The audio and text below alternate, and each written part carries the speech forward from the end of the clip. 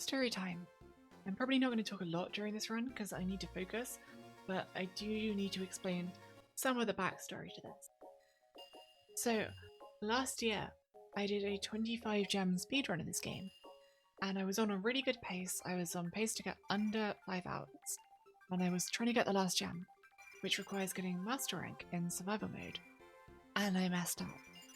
I got right to the end and I died, losing about 20 minutes, which cost me the sub 5 hours. So later on, to prove that I didn't absolutely suck at survival mode, I did a high score run to see how far I could get. At this point you might be wondering how a dragon was involved in any of this, and I promise we're nearly there. You see, I did my high score survival run, and it went pretty well. Most of the runs I'd seen online didn't make it past level 100, but I got to level 262, and I was happy with that, you know? I hadn't seen anyone get higher, I thought it proved that I didn't suck, so I hit upload and I went to bed. Fast forward to the next week, I'm browsing YouTube and I see another run pop up on the dashboard.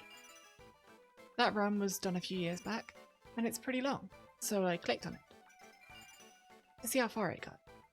I mean, surely it wouldn't have got further, right? I put on the video on the background, and I glance over at it every so often.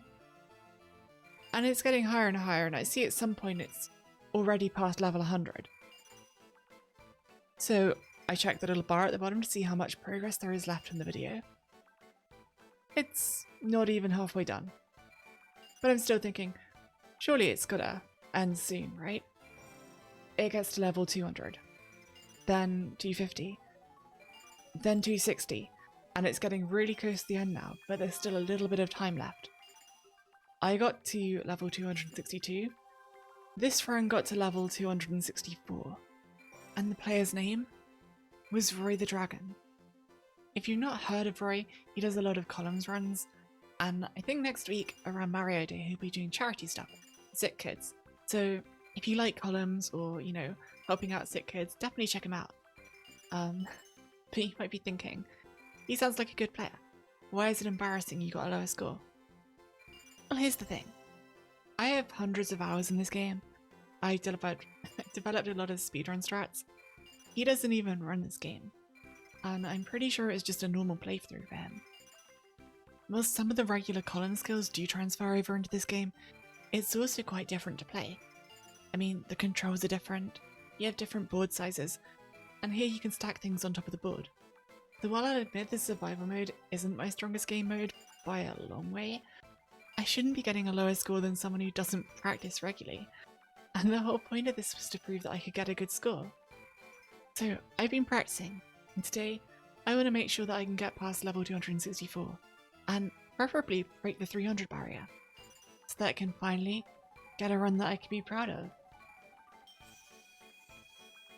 So with the explanation out of the way, I need to start talking less so I can concentrate. It doesn't matter too much early on in the run, because you get magic gems quite often, but I need to start focusing a little more.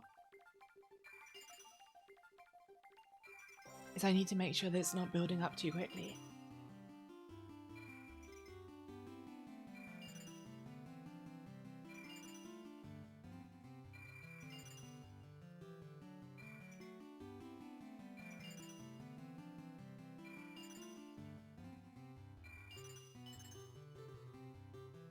You may notice that I'm not really using any of the speedrun strats for this. That's because for the high score runs, it really doesn't matter how quickly you gain up the levels. In fact, it might be slightly worse to gain levels quickly if you're trying to go for high score.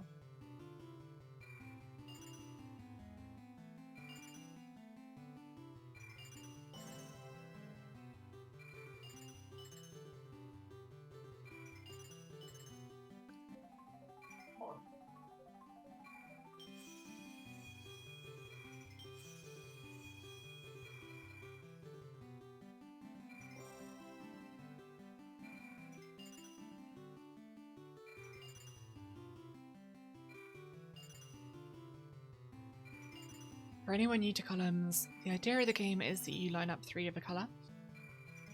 you build up chains of bursts.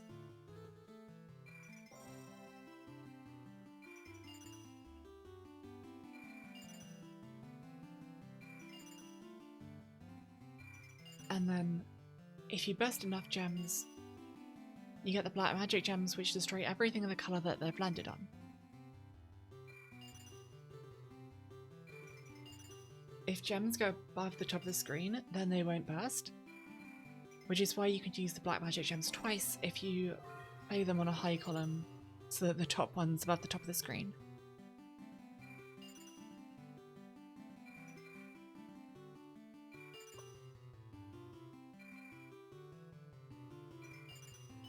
For the speedruns, you generally want to play them on an empty square, because that gets you more points. But here it doesn't really matter. We just need to get more levels up.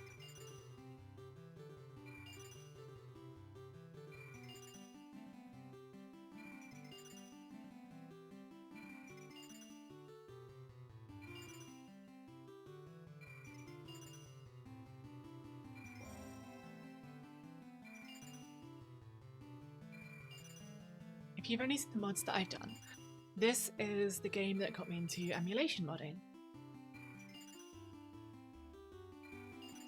Planning the speedrun for this game, because I needed better ways to mess with the RNG to check out new, to test out new speedrun routes,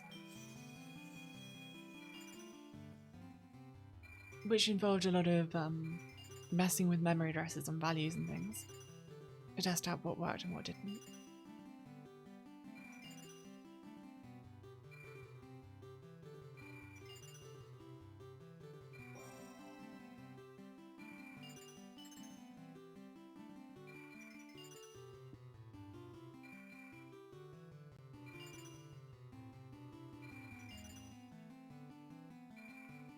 I have played this game a lot.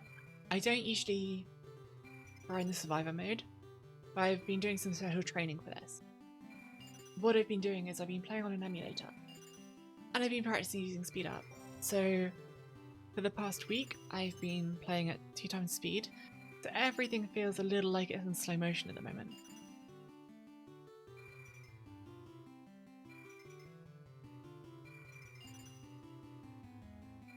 So right now it's a little slow, but hopefully by the time I get to the higher numbers, it will feel like what I've been practicing on.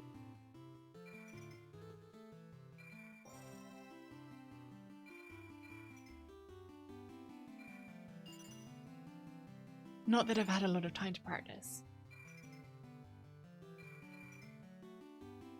Because I've been spending a lot of time working on my mods, working on the Pokemon mod lately.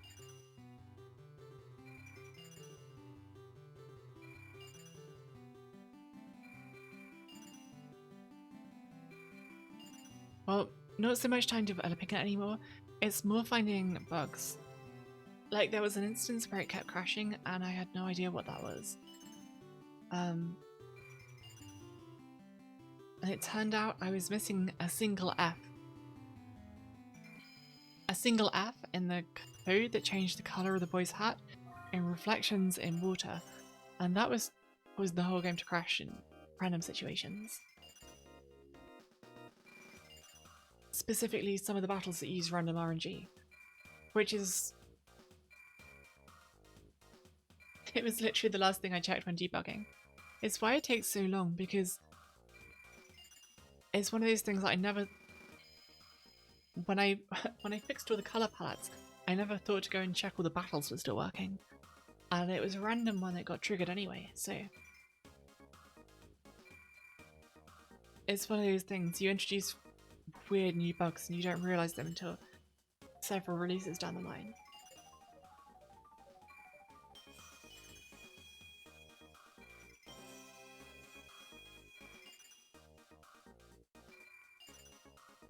So I'm going to need to continue doing some maintenance and new releases of that project.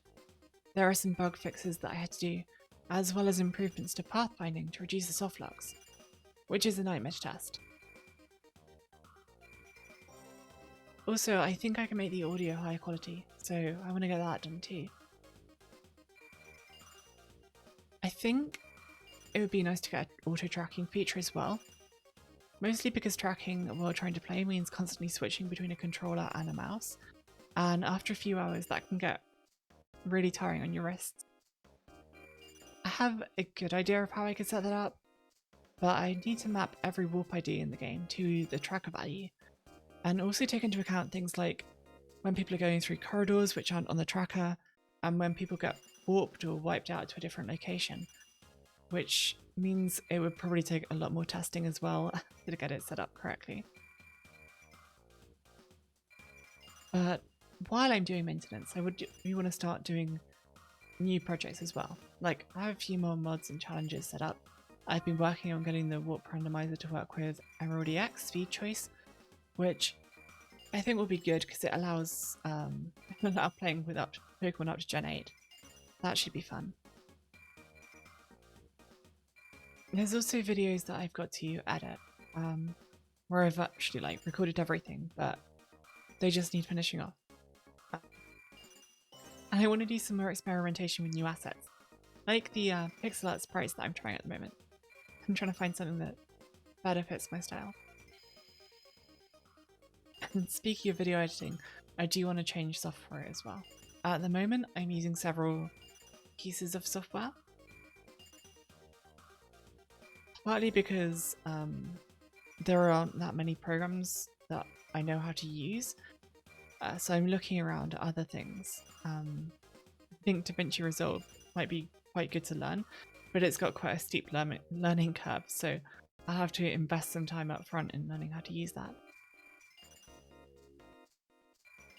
I don't have that many choices of video editing software because I'm on Linux at the moment, which there's just not that much that's made for it that's user-friendly.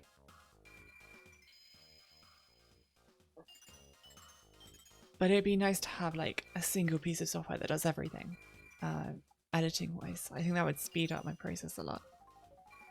Even videos like this one, where it's uninterrupted footage, it still requires a lot of editing. The reason for that is I think it's nice to have live commentary for games. If I'm watching gameplay, I like to have people sort of live reactions at things. Each attempt for this can take between 1 and 2 hours. So it's pretty easy to end up with 10 hours of attempts, and I can't talk for that long. Not only would I run out of stuff to say, but I'd also lose my voice, which has been a problem in the past, when I was doing that long speedrun. And I'm already going off in weird tangents enough as it is. So the talking audio from this ends up being live commentary, but live commentary taken from several different attempts. Because each run can take 1.5 to 2 hours, and once I cut out the silence and the bits where I trail off, accidentally hitting the mic, those sorts of things, I end up with probably 30 minutes of usable audio, if that. At that point, I'll need to extract all the bits where the commentary was talking about actual gameplay and make sure that they line up properly to the gameplay footage. Then I'll go through all the attempts and try and find out which sections of dialogue were moderately coherent so I can slot them into the long areas of silence.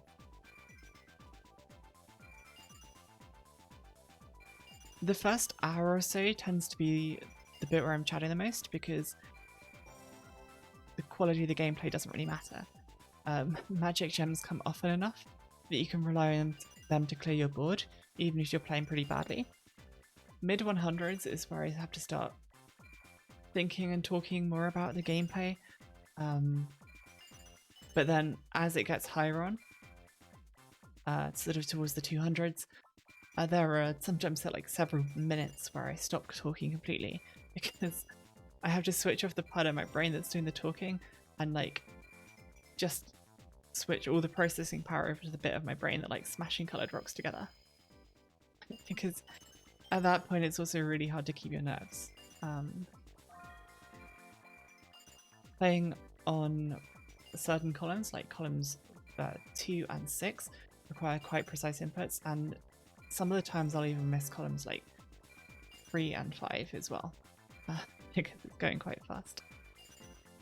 And once you've missed something, it's really easy for it to snowball out of control, especially if the columns are quite high up in the field at the time. The higher it gets, the less thinking time you have. So all it really takes is like a few miscalculations or like a few missed button presses, and you just completely lose control of where everything was going.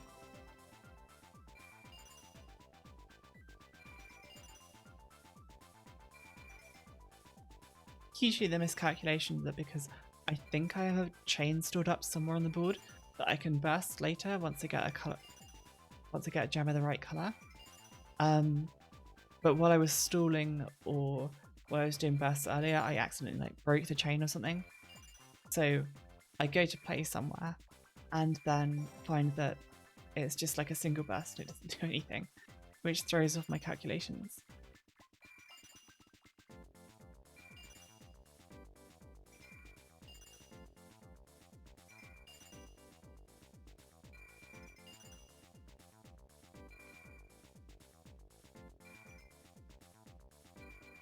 So one of the things that I worry about in terms of like audio continuity and stitching everything together is because it's coming from multiple runs, I have like a different sounding voice potentially between videos.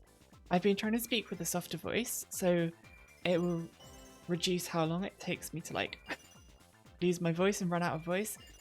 But it's by the time you get to like 5 hours of talking, you just always end up with like a gravelly voice at that point, or at least I do. No matter how like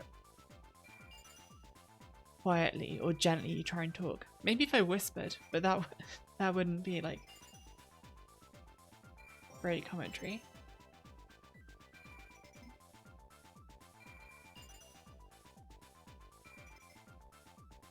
Actually, the worst thing is probably during gameplay when you can't get a drink.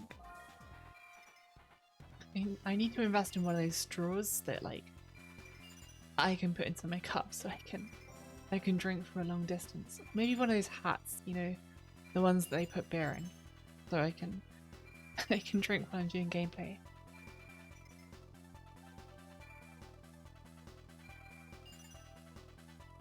I think I am getting better though. It's just part of it is just how I think how weird it is just to sit there and speak to a mic.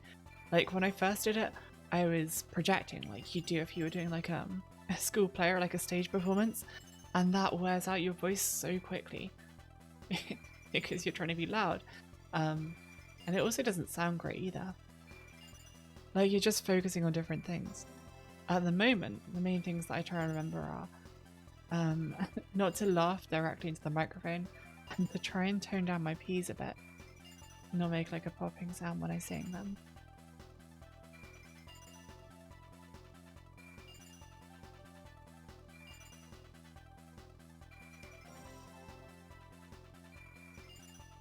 So we're reaching the sort of level now where if this was a speedrun or like getting a high rank, we'd expect to have master rank already. I think level 54 is when I got master rank in my fastest run so far. Obviously we're quite a way off that because we're only on A rank. You'd expect A+, then A++, then master. We're like 3 minutes and about 300 bursts behind what you'd see in that run though, because here we started on the harder difficulty, whereas there I start on easy mode, which starts you at a lower level. The reason that I do easy mode for the speedrun, it doesn't really make much difference except you can get an extra magic gem drop, which allows you to get extra magic points in the report card, which lets you rank up faster. Because that's usually what I'm missing when it comes to getting the last rank.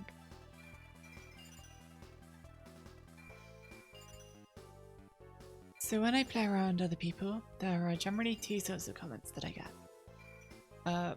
One is asking why I didn't play an optimal burst in a particular situation. And The other is people who can't really understand how you're working everything out so quickly.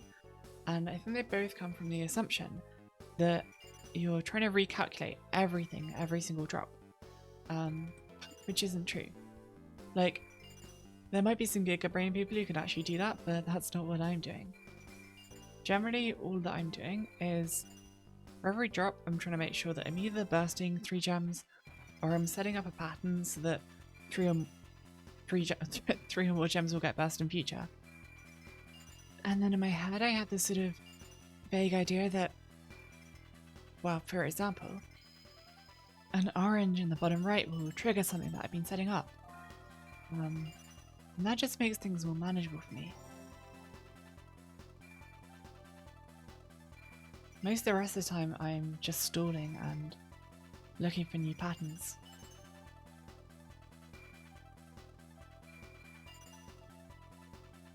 But it does mean that I can miss things, particularly if they sort of occurred naturally rather than being something that was set up by me, because then I won't have it in my mind as something that's even available to play.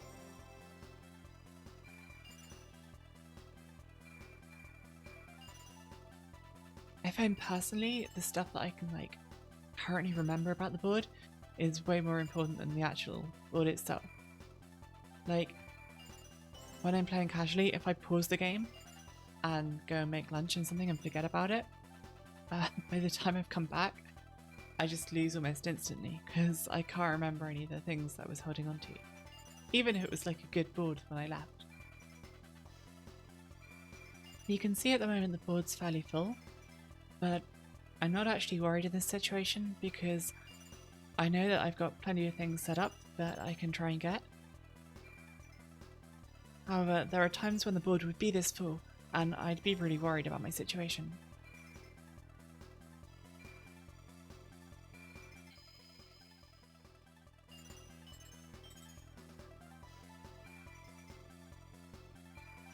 Got a lot of blues on the field at the moment, but I've got no way to get to them.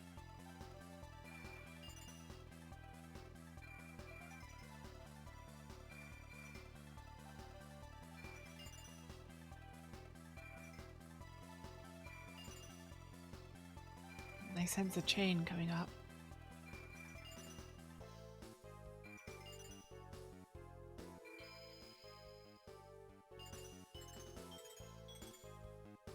Yeah, that'll do. Nice.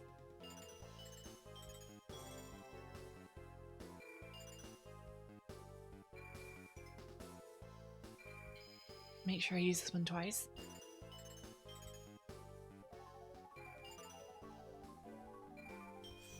So I'm fairly confident that I will be able to beat this score today.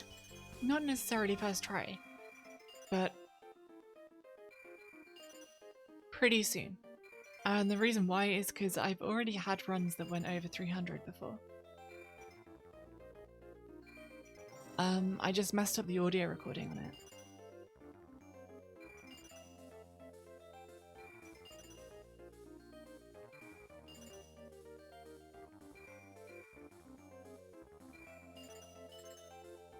Which is something I'm definitely going to need to improve on.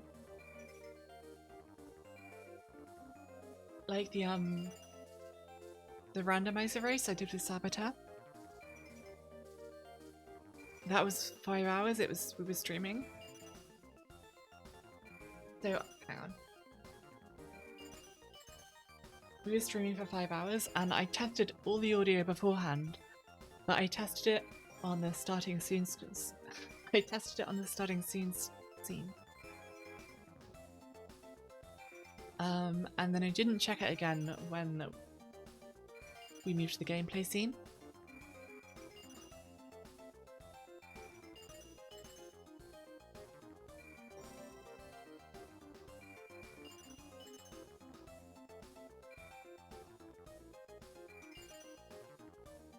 So like 5 hours in, I checked the audio again. And there's nothing. Well, it's just me talking, so it's only my mic that's been picked up. None of the game audio, none of his voice. So for anyone listening, it's like I've been talking to myself for 5 hours.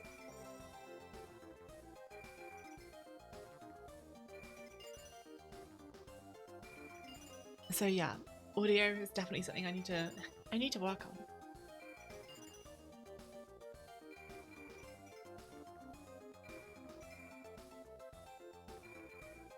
It just gets so complicated because I'm trying to do it improperly with like multiple channels, but then I accidentally have one channel not enabled. Or I have it enabled in one scene and then not in the other scene.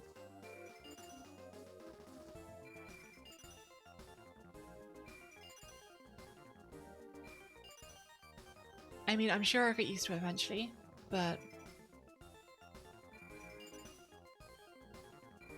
it's just one of those things that for right now, it's really confusing to me.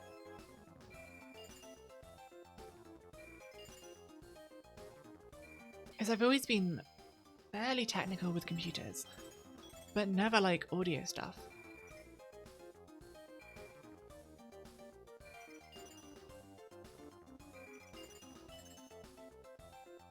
Or at least it's never been something that I've kind of got into.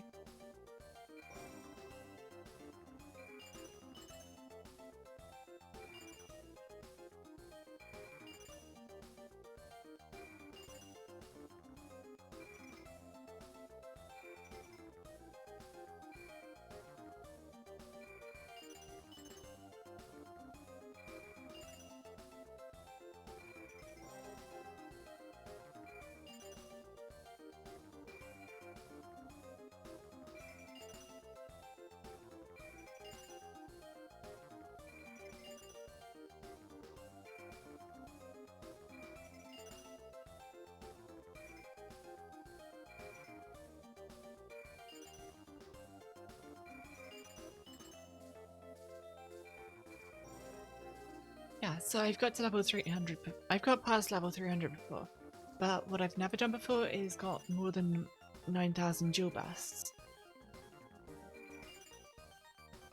That would be really exciting if I could do that.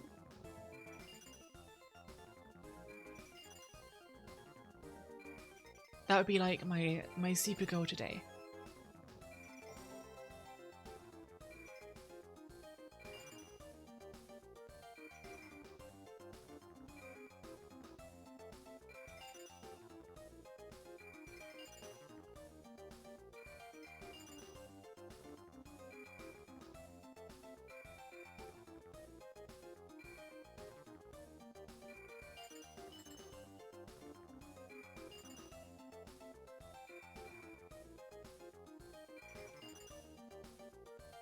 You can tell that I'm being more serious today because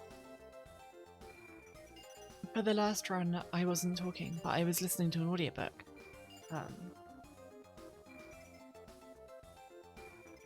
No audiobook today.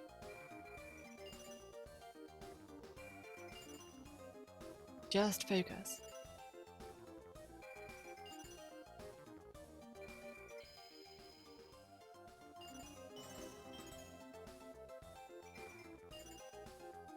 I'm also out of audiobooks at the moment. Or at least I'm looking for something to move on to.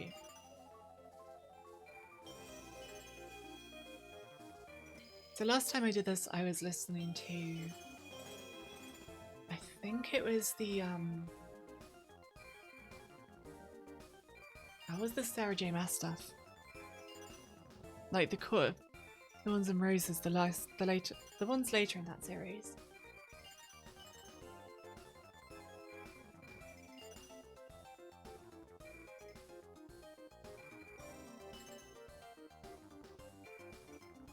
But I've kind of run out of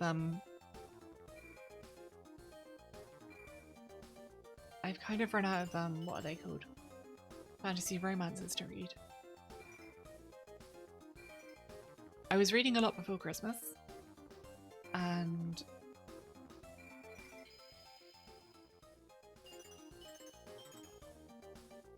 I just got into, what was it called, like Shadow in the Ember? That series. Which I was enjoying, and there was a book released in December, I think. So I must have gotten through it in like a couple of days. And then I checked the it ends on a cliffhanger. The next book's not going to be released until like next year. Until like next December.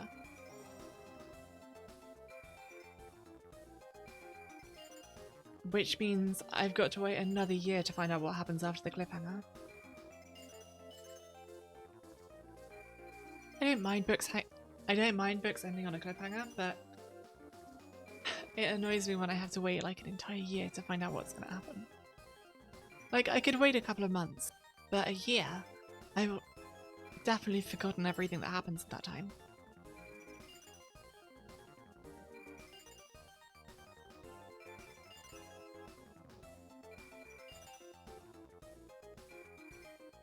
I hate when you mess up a drop and then you have to sort of rethink your whole strategy because you block off what you were going for.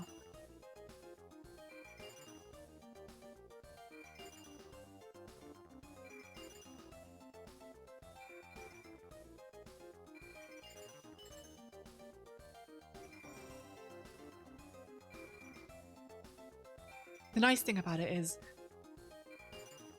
if you mess up several things,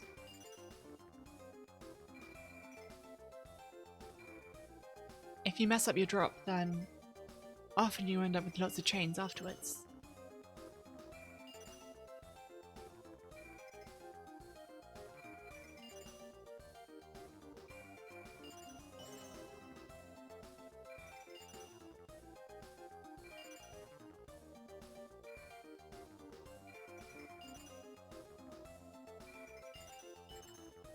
I am getting slightly worried about the sort of boyfriend power creep in fantasy romance though. Because it used to be just like, oh, he's a werewolf or something. Then it had to be like, oh, he's the leader of the pack of werewolves. And then it was like, oh, he's the leader of the pack of werewolves and he's the boss of a mafia or something. Runs the whole city. Then you started getting stories like, well, actually, he's the leader of the pack of, he's the leader of the pack of people who turn into dragons. And they're even more scary than the werewolves. Or even more powerful than the werewolves.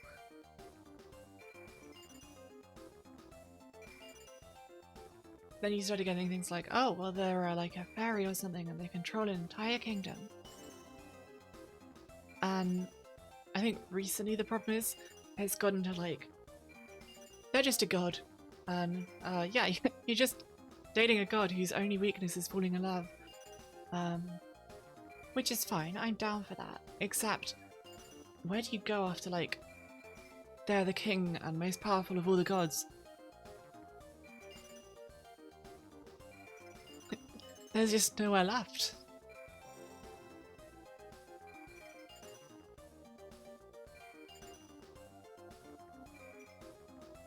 Yet to invent a new, more powerful creature for people to fantasize about dating. Maybe like dating Cthulhu?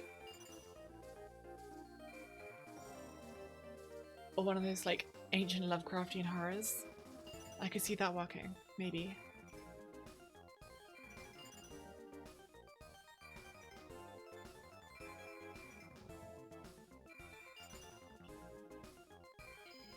Actually, I'm fairly sure someone's probably already written a dating thing about a Lovecraftian horror.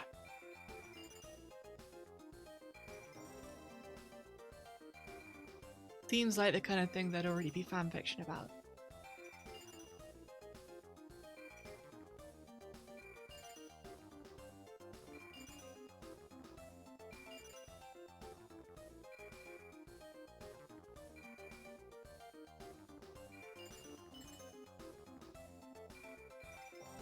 Oh, my time is cut off. I'm allowed to fix that afterwards. So if you're wondering how long this is going to go on for, it will take around 2 hours. Nice. Oh, whoops. I meant to rotate that one.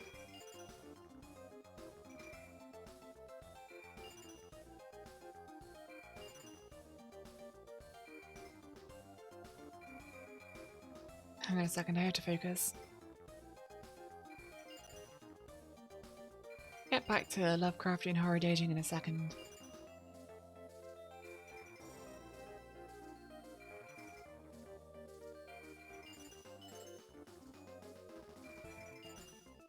Nice. Okay, I think we're good.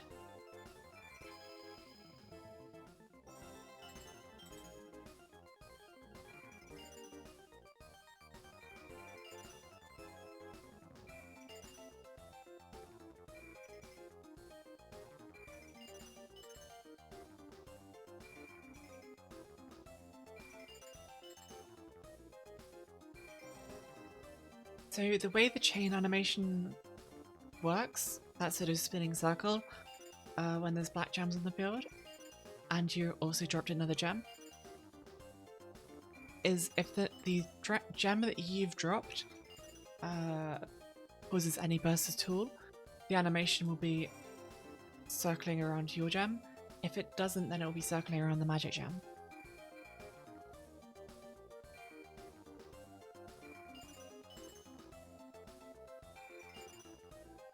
One of the main issues I have trying to find like a new series is I always want to make sure there's a happy ending first, but I don't want to spoil it for myself. Like, it's kind of a downer if you get invested in some sort of relationship across 3 or 4 books, and then they end up dying at the end. I mean, I don't mind a tearjerker, but I don't want to see it in my room. That said, I don't usually cry reading books. Well, hang on, that's not true. Cry at sad stuff. But hang on, that's not really true. I think... Okay, I'm gonna give a weird analogy, but it will make sense in a bit. Hopefully.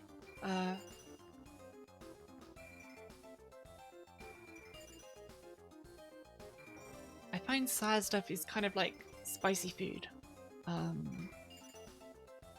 Right? So if you go in like... Someone can make like a really hot curry. And use like loads of chilies and stuff. And you know, you can agree like, that's really spicy. But because you're expecting it, it doesn't really hit too hard. Because you know what you're going in for. Whereas other times you can like... You can have a sushi that's not meant to be spicy at all. And then like a bit of wasabi catches you the wrong way. And like just gets right in your nose.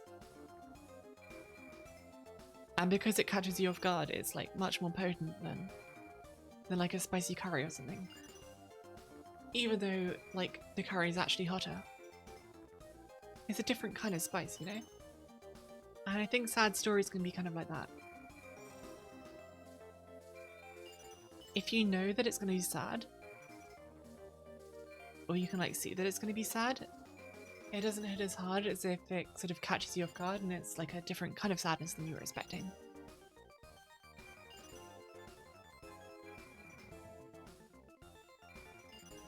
So I'm trying to think of a good example.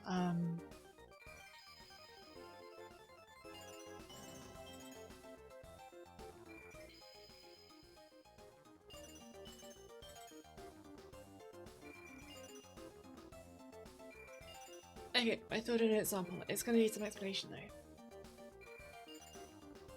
When I was younger, I watched a lot of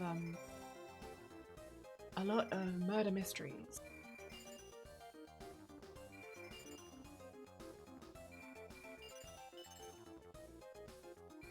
The sort of Sherlock Holmes, that sort of thing. And when you're watching a lot of those, one of the problems that you eventually run into is you see the same mystery get repeated by different authors. Like it's rare for the same author to repeat the same mystery twice, but you see the same mysteries getting repeated by different authors.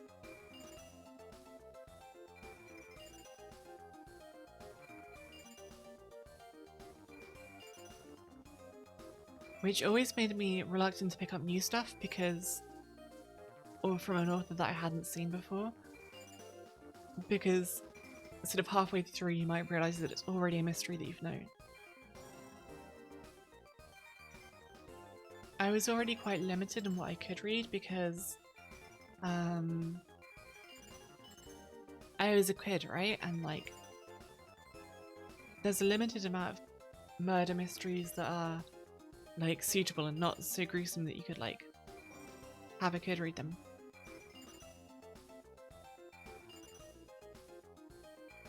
Like a lot of the murder mysteries that are out there are centered or targeted towards adults. So I needed like a source of murder mysteries that was suitable for kids and preferably written by the same author. So I picked up like Detective Conan, which is it's an anime series that was quite but it aired in like children's TV in the UK, and it's quite popular in Germany as well, I think. Now, if you've never heard of it, the main thing to know is that it's like there's a massive quantity of it. So there's like over 1,000 episodes, and that's before you start including things like all the spin-offs and like the 15 movies and stuff. There's probably more movies now.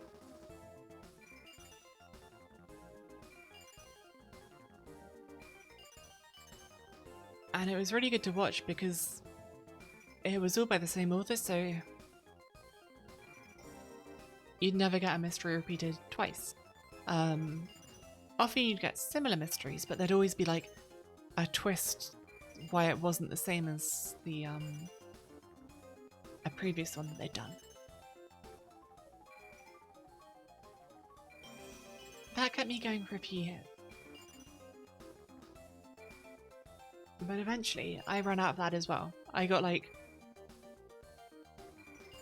at the time I think there were like 960 episodes and I got through all of them. And then I went onto the manga and I got through all of that as well. So I had to find something else to move on to, and I was looking at similar things, which is where I came across another sort of really obscure children's murder mystery thing called like Detective Academy Q. Now this was a terrible series. It is not well written. It's definitely more aimed for kids. So one of the things I liked about Detective Conan was, even though it's aimed at kids, a lot of it feels like it's also written with adults in mind. Like, it doesn't dumb anything down too much. It's not... There are definitely bits in technology that you have to suspend your disbelief for, but it feels like it's also aimed at adults. This wasn't. It felt very much like a kid's school drama. There are 4 kids, one's super smart, one's a hacker, one's got eidetic memory, and the other's like super athletic. And every week some mystery turns up that involves exactly that combination of traits in order to solve. In general, really bad show. But usually when I come across like a bad murder mystery, you know, I forget about it quite quickly. But this had some of the most convoluted, weird storylines, and I've never been able to forget it because not how good they were, but how crazy and convoluted they were. Particularly a couple of cases spring to mind, like the Plague Town incident, or the psychic medium case. So yeah, I'm gonna spoilers for an obscure show that I do not recommend because it was not a good detective story. So the psychic medium case, it started off with a family whose mother had just passed away. So their mother had been abroad at a business meeting for their company, and she died in a plane crash on the way back. Now, the company then went bust, and the family would have been really struggling. Like, the kids wouldn't have been able to pay their tuition, they would have lost the house. However, their mum had a life insurance plan. They were able to get money from that and keep everything going. Now, I think the detectives were called in because just after they collected this life insurance plan, this mysterious psychic showed up at their door. And the two kids like, this psychic's clearly a fraud, she always wears a veil, she talks in this mysterious voice. You shouldn't listen to her, but the dad doesn't believe it. Because she knows things about your mum that she couldn't possibly have got without, like, being able to talk to her. So I think the detectives are hired to help prove that, that she is in fact a fraud. So they're doing a seance, and like, everyone links hands, and the medium's standing in the middle of a circle. They all close their eyes, and the psychic medium is murdered in the middle of the seance, and they had to try and work out how it's done.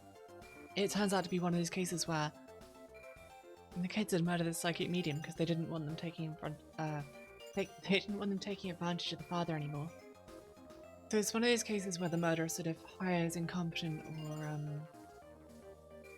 inexperienced detectives in the hope of establishing an alibi. Quite a common trope in murder mysteries. And what the kids had done is they'd worked out how the psychic medium was like moving stuff with like hidden strings in the room to like fake communicating with the dead.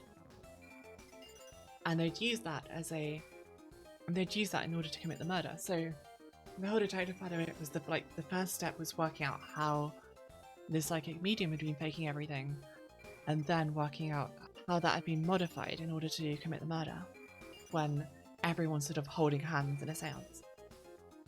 It's fairly standard murder mystery stuff, like a bunch of family secrets come out, that sort of thing. Eventually they work out how the killer did it. The police show up and the kids get arrested, and it feels like that's sort of the end of it. And it's just wrapping up when they're like, seems kind of lucky that your mum died there, because it looks like the company was going to go bust anyway. And I have to concentrate here. If she'd not died then, and you'd not been able to collect the life insurance money, then you would have lost the house, you would have to drop out of college and everything. And the kids are obviously like, how dare you say that it's lucky that our mum died? We would have been so much happier if we were together. Even if that meant like dropping out of college and everything. And then the detectives are like, oh, one more thing. That letter that you showed us, the last thing she'd written before getting on the plane. Kind of weird how this envelope doesn't have a postmark on it, isn't it? And that's at the moment where, like, if you've been watching it closely, you're like, oh no, I see where this is going. Right? The lack of postage stamp meant that it wasn't actually sent from abroad, it was hand-delivered. If it was hand-delivered, that suggests that the mum never got on the plane that crashed. But she knew the company was about to go under, and she knew that they would lose their house and the kids would lose their education if it did. But she realised that if she never showed up, then they'd be able to collect the life insurance money and they could continue with their education and stuff. Which raised the question of, where was she now? Because obviously she couldn't show up if she was supposed to be dead. But when they were struggling, this psychic medium showed up to help try and give them peace of mind. This psychic medium who always covered her face and spoke in a weird voice and somehow knew things that their dad said only their mum would know. And they just murdered her. This is the kids' show, by the way. What were we talking about? Things that made me cry. Yeah, so obviously ridiculously convoluted plot lines. But there was something about it that just caught me off guard there that was like, that was so unnecessary. They didn't need to do the ending like that. I'm generally quite good at working out the how done it part of murder mysteries, and I had that all sussed out. But that last bit, it was really sad. But it was sad in a way that I like wasn't expecting, and it wasn't like regular sad. That's really tragic sad. Same as if you like have a character who's telling something like really happily, but it's actually, if you read between the lines, it's actually really sad.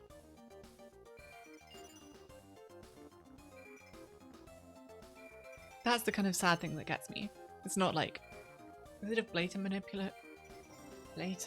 emotional manipulation where it's like, hey, you really like this character, didn't you? It'd be a shame if something happened to them. And then they kill them off.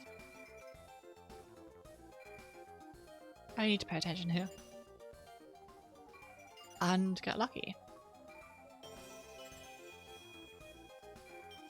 So if like an author's deliberately trying to make you care about a character, often you can sort of... you can feel it, you know they're like trying to get you to care about this character so that when they kill them, it's going to have a emotional impact. Nice chain.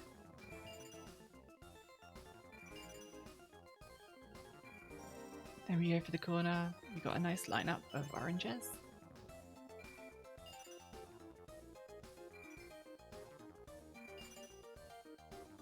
And we can line up those blacks and the greens together. That was a really nice little combo. I like that bit.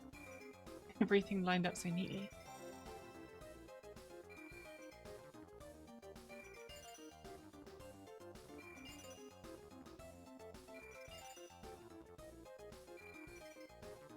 It's crazy how quickly you can go from having an empty board back up to a full board, back down to an empty board again.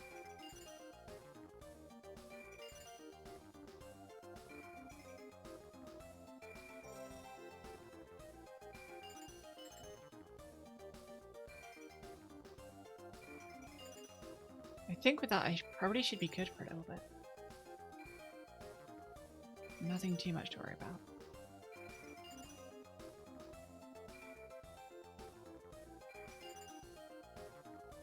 Ideally... oh, I should have used that. I should have used that one differently. Yeah, ideally I'd like to keep it down low for a little bit. Make sure it doesn't start building up again too high until I've got slightly more magic in the bar and the right.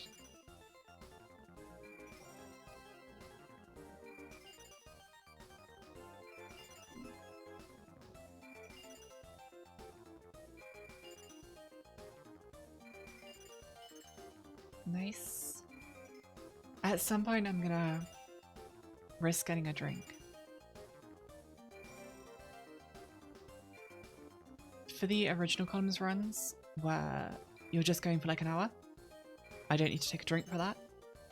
And for the long speedruns of this game, you do get some chances to take a break. For example, where you're getting paralyzed, that requires waiting for 3 minutes, or when the credits playing. So you can get like a drink then, or have a quick toilet break. But for like high score things, unless you pause, which I don't want to do because I'll lose where I am, then you don't really have any downtime. The longest downtime I can get is either when I'm getting a long chain or when I'm getting the magic gems.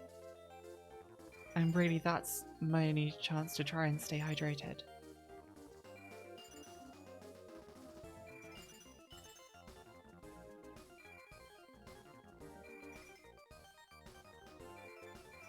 I also prefer to try and line it up with when I've got quite a low board and I'm doing, say, a drop in the center. Because that means I can take like my left hand off the controller because I don't need to move the gems to the side.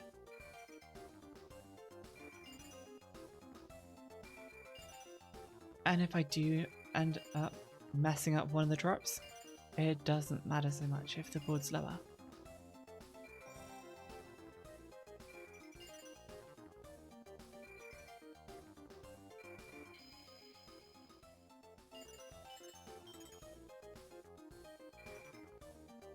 That was only a 3-chain, but I got a lot from it.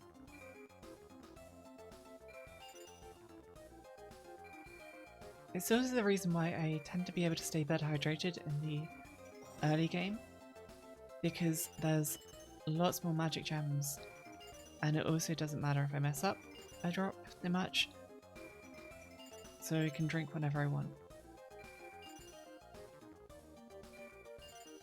And then you get to the later game, like now, where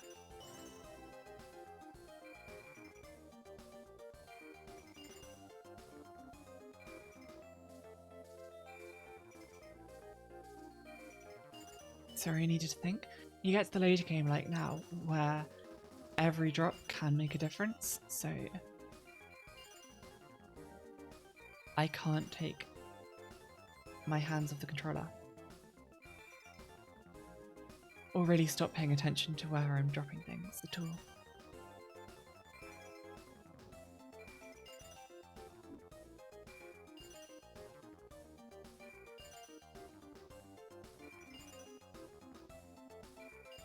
Fortunately, at this point, it probably also doesn't matter what I'm talking about that much either. Like, I'm sure people watch these videos in the same way I do, where they put them on the background and sort of like half pay attention to them. But the majority of people just watch the start and then watch the end of them to see the high score.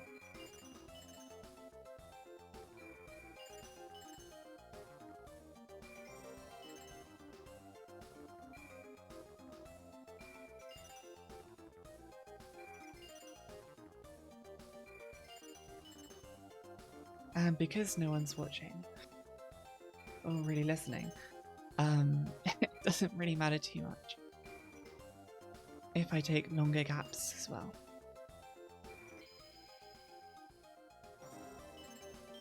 Nice chain.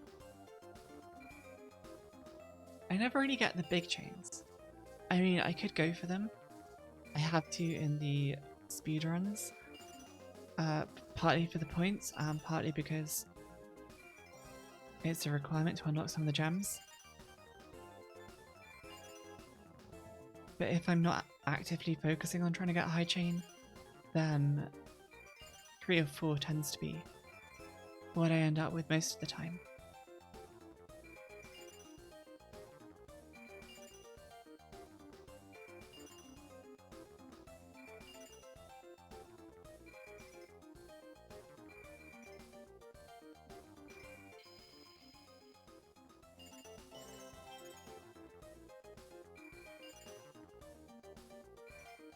And you do end up with quite a lot of chains that just happen.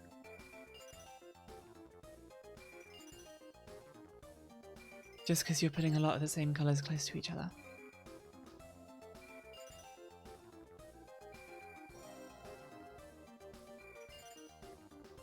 Actually, I think the biggest chains happen after you get like a magic burst, because then it's eliminated a whole load of colours from the board, so you're left with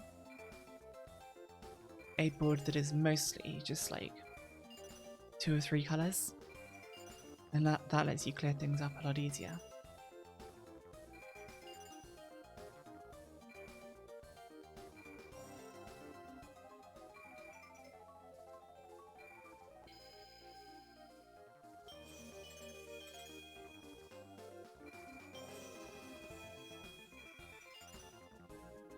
It's always so awkward when I'm just before a magic gem,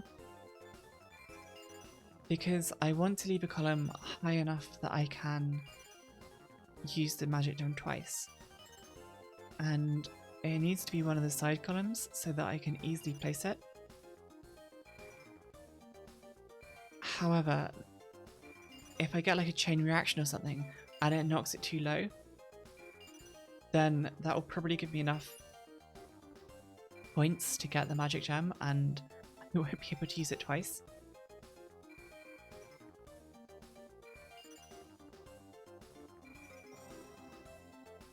So I tend to just start throwing everything on the other side of the board, even though I know it's not particularly good.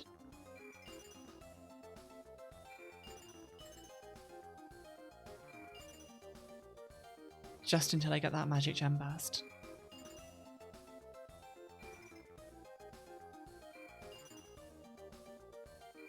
Well, we're past the hour mark now.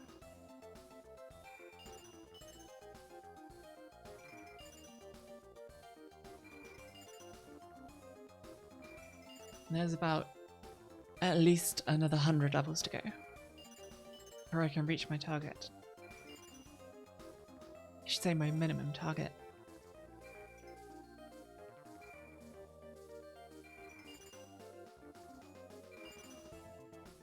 We're a little over halfway to what I'd really like to get.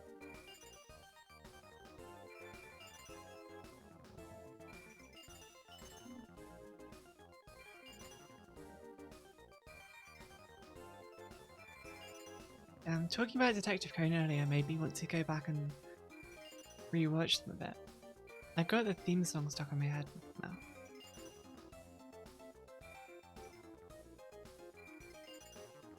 If that jazz music was so good.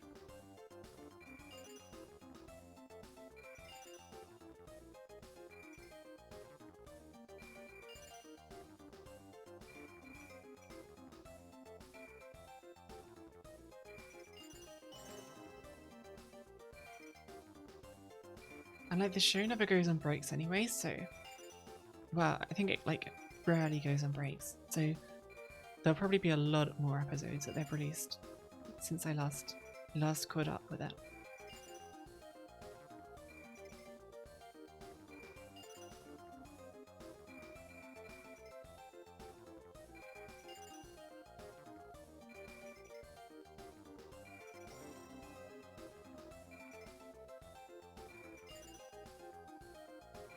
This is a little tricky.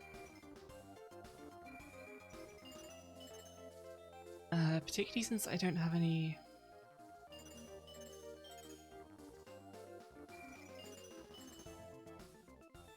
I know we're close to having the magic gems drops ready.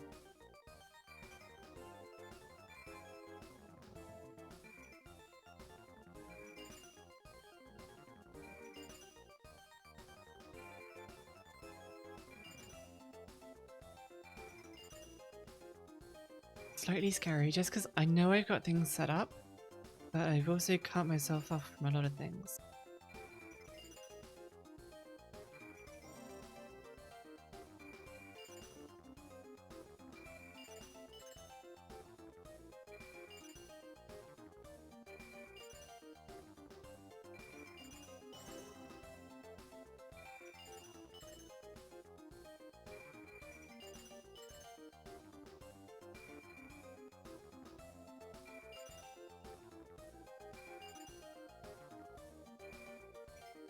Okay. I think I'm good for a little bit.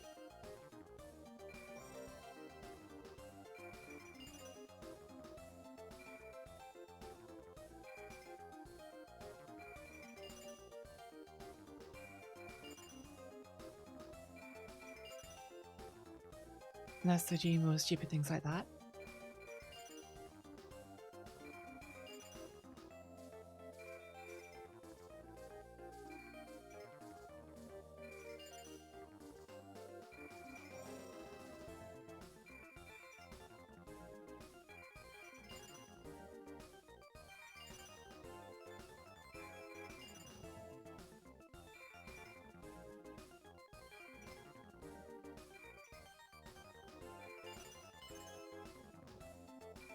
I know there are bursts here, it's just getting them that's the problem.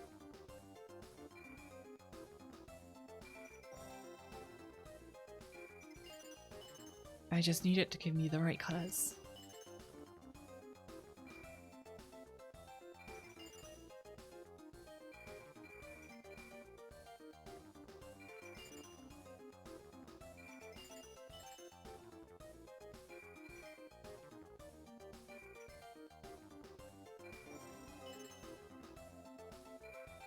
just a little tricky to stool for the right colours when there's so little space left on the board.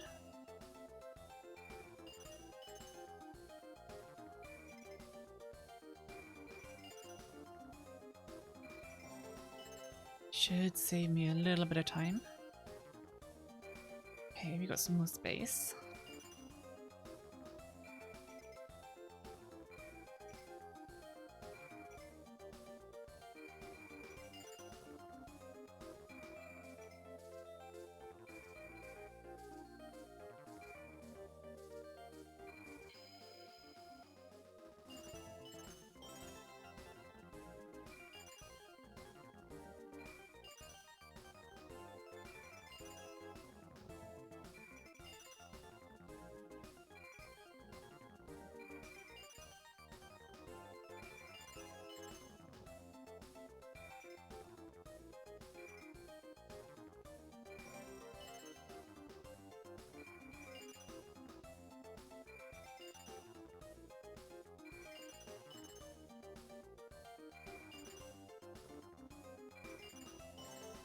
I should be able to make this the next magic drop.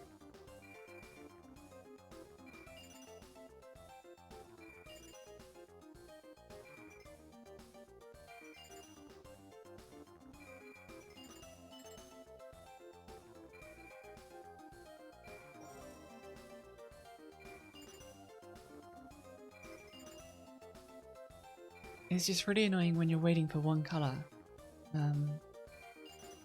and you start running out of space for everything because it doesn't come for like 4 or 5 drops. I mean, it's not good to rely on one colour, but you can usually rely on it coming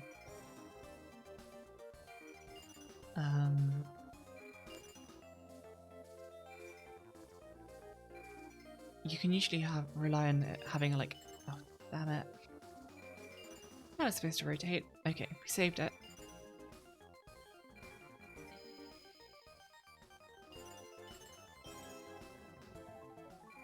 If I want like a blue, I can usually rely on having a blue in like, maybe like at max 7 drops.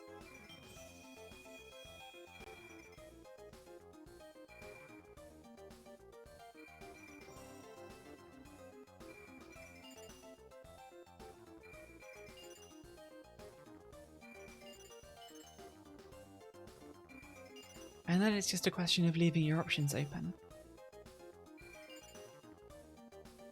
But the less space you have on the board, the less you have to start choosing which options you want to close off.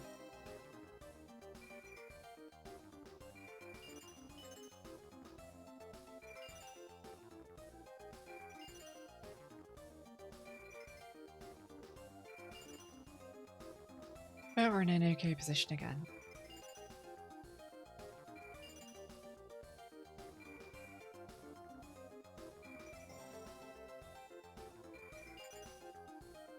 No, I'd been reading the manga for Detective Conan after I ran out of episodes.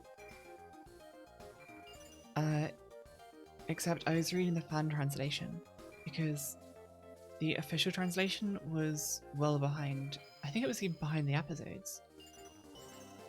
So there was no point trying to read that because I was reading for like the additional content and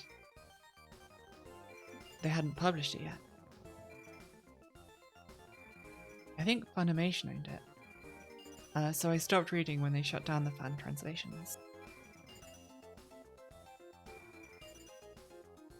Because the other problem with the official translations was that they changed all the character names. Now, I know that a lot of people complain about that. I thought the series as a whole was pretty well localized. They changed all the characters' names to like English sounding names. They changed a lot of the puzzles. But I think you had to, right? It definitely annoyed people, but particularly a lot of the puns and the play on words just wouldn't have worked if you didn't translate them into English. And I get people liking like the English sounding names, but if you're reading like a murder mystery, I find it hard enough to keep track of all the names already. Even before they've got like all foreign names. So translated names was definitely easier for me to remember, because I'm not trying to remember a whole set of new names that I'm not even familiar with.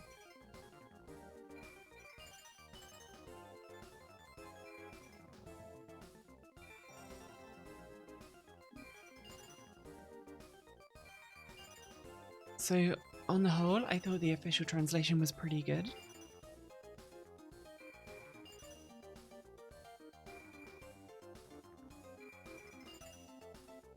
However, once I started reading the fan stuff, that used the Japanese names. So it was introducing a load of new characters and stuff, and I had to learn all the new names. And once you know all the new characters by their new names, it's really hard to go back to the officially translated stuff, because that uses their translated names.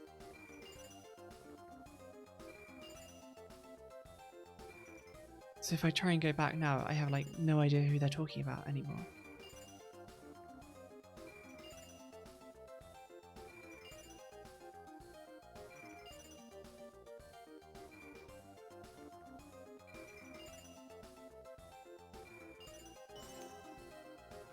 But it's definitely not like the worst translated thing. I mean, in the early series, they even translated a lot of the songs into English as well, which I thought was pretty cool. And they did the same for other countries too, like I'd seen the German one before as well, and they translated the opening songs into German.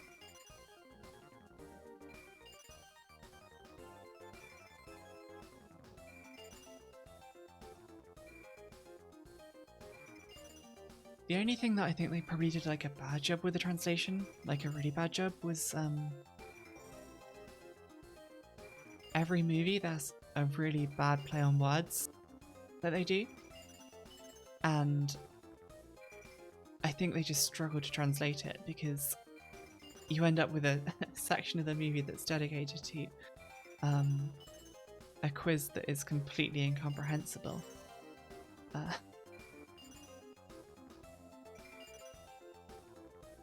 Because once you've translated it, the pun that they're trying to use no longer makes any sense.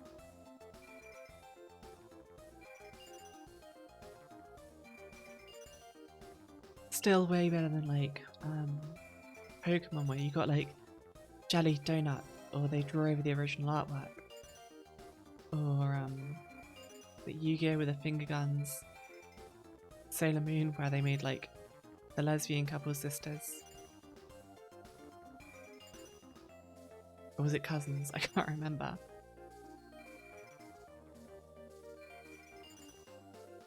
I think the other one I watched as a kid where they changed a lot in the translation was Card Captors, because that aired on TV when I was younger, and I think my brother had watched a lot of it on TV, but I watched a lot of it online with subtitles.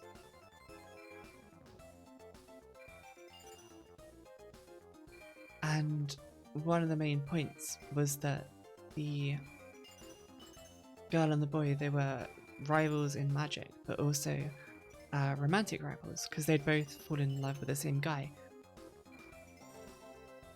And obviously they stripped that out of the translation. But also they had some pretty terrible translations there.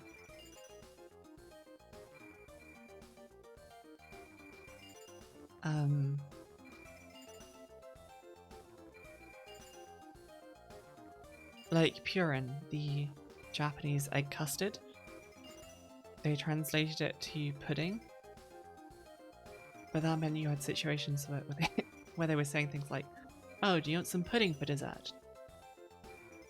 And there are other times where they just changed the script completely, where I'd watched a scene and my brother watched a scene, and they were both saying completely different things.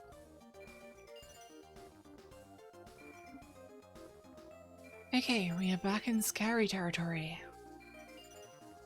But there is a magic gem on the horizon. If we can hold out for a little bit, we can get it.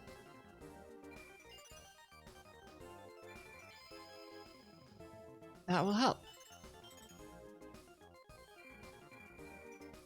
I know that I've got some things set up on this board, so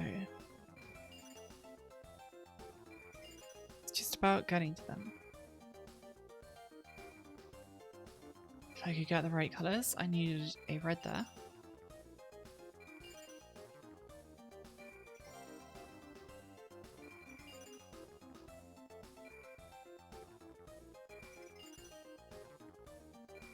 Do I get a black? I get a black.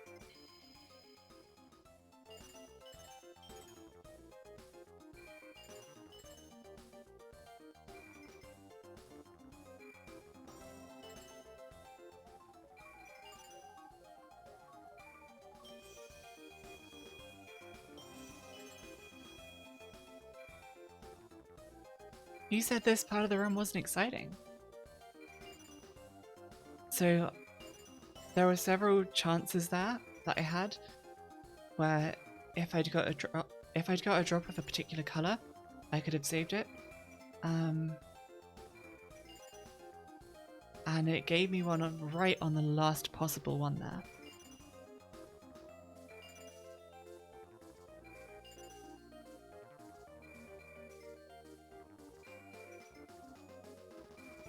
The board's still a little higher than I'd be comfortable with normally.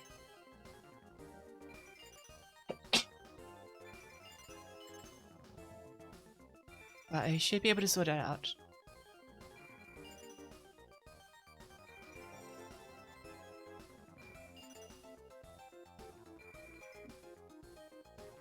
If I can stop sneezing.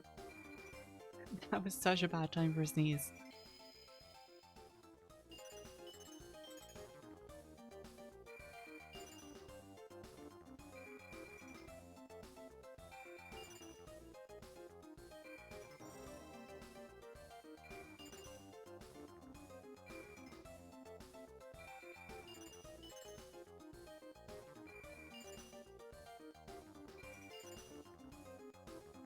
Yeah, even if the board's quite high after a magic gem drop, because there's so few colours left, it's not too bad to deal with.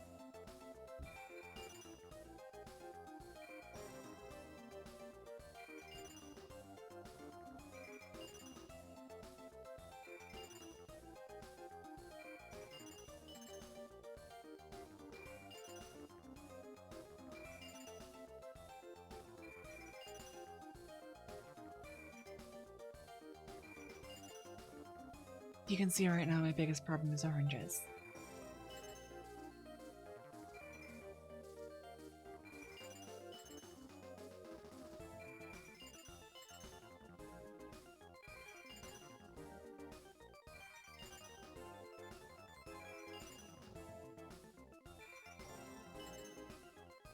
I really want a heart rate monitor. I think it'd be good to help show when I'm like actually worried about things versus when I know what's going on.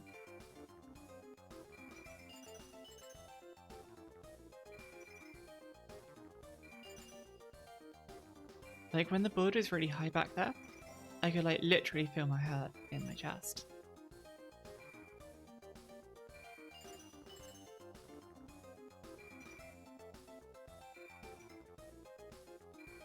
But it's calmed back down now.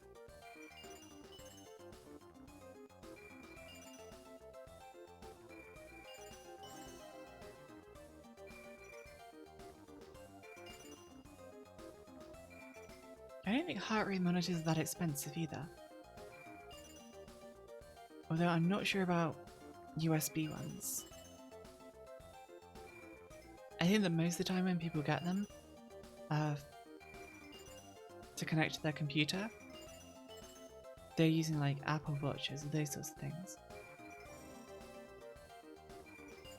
But I wouldn't want to get like a whole smartwatch just for the heart rate capabilities.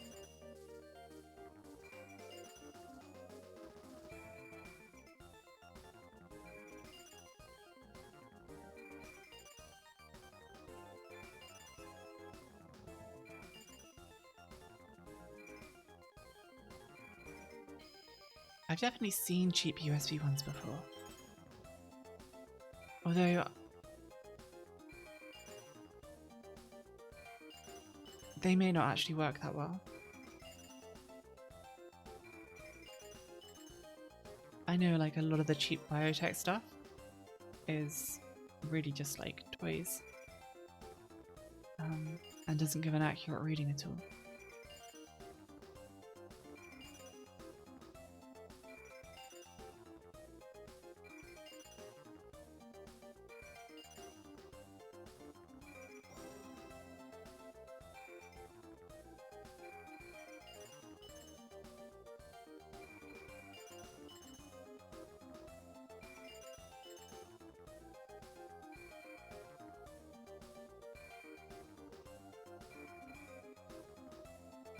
Well, we're getting really close now.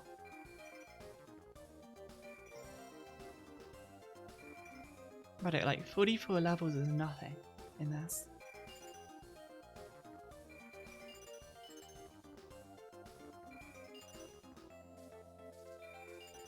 We've come so far. It would be sad if we lose it now.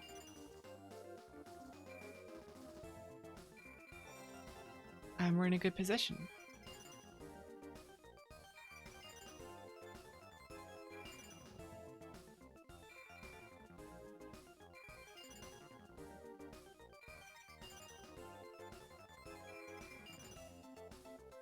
But it can all turn around quickly.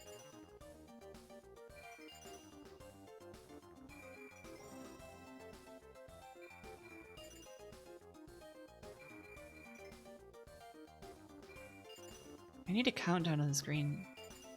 How many levels to go till I get past level 264?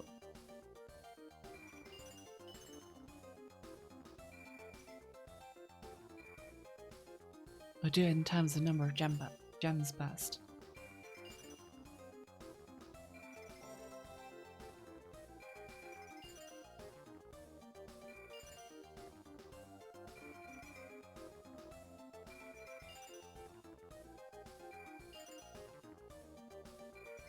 Just 40 more levels.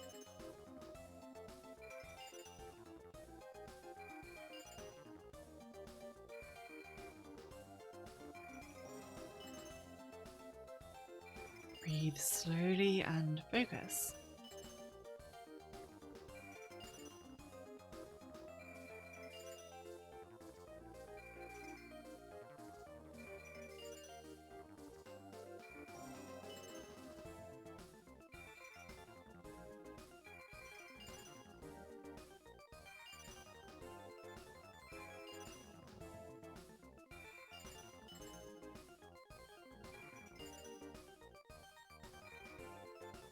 Nice.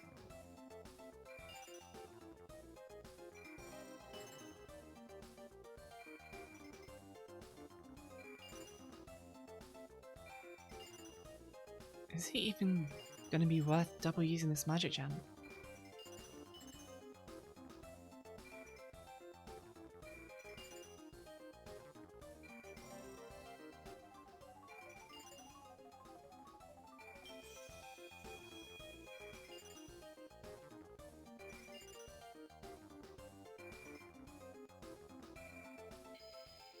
I could have double used it, but it just wasn't worth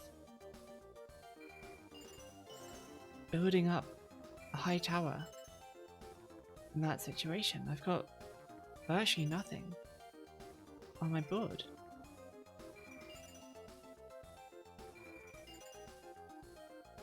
Yeah, nice. These drops are really good.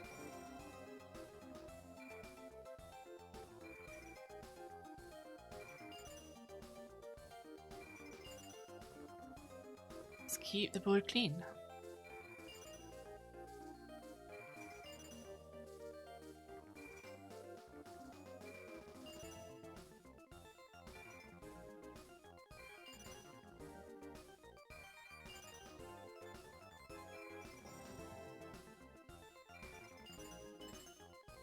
Good.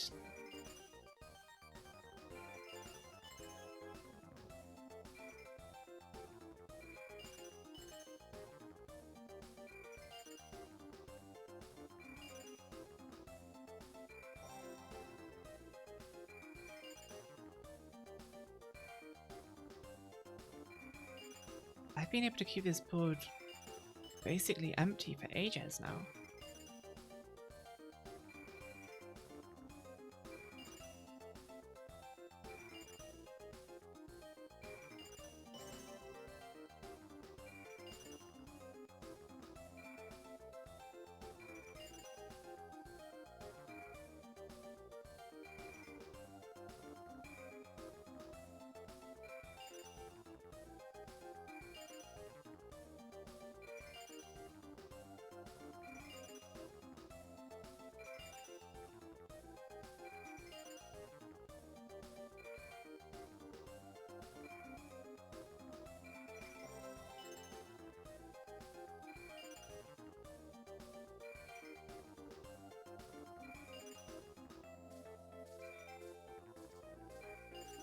I'm sure I'm not building up any massive bursts, but lots of little bursts. Just making sure that it's all nice and tidy.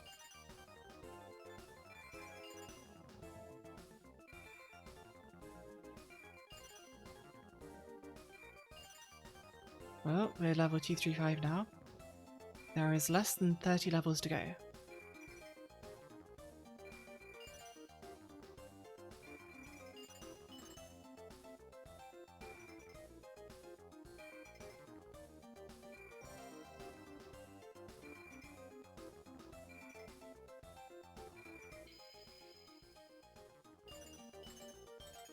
Nice.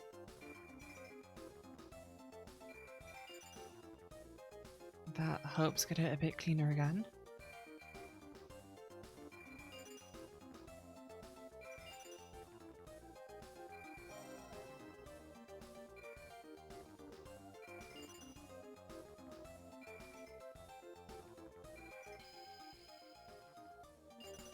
It's always nice to get a chain as well because it gives you a chance to try and calm down a little bit. Like a small pause.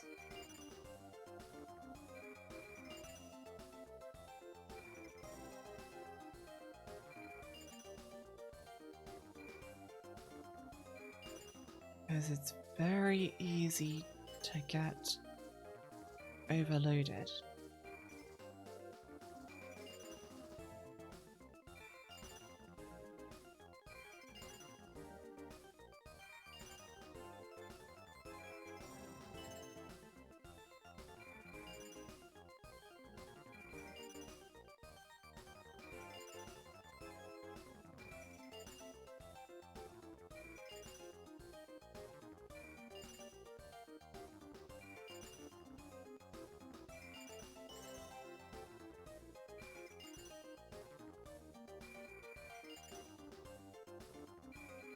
Level 240. I don't know if we actually get any more magic gems before level 264.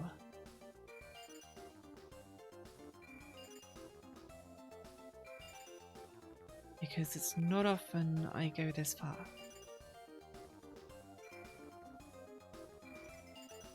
If we do, it will just be the one right before.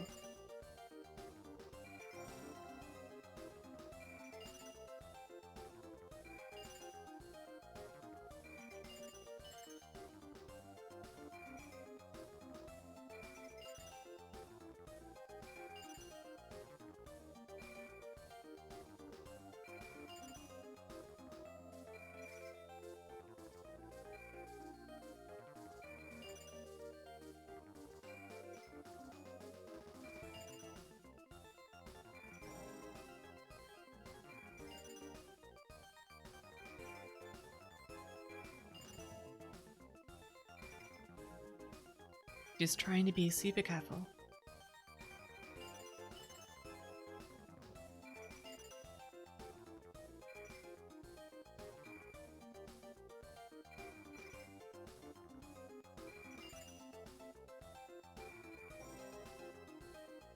in terms of placement, I have to think about how hard it is to hit a particular position. But I'm also trying to focus and worried.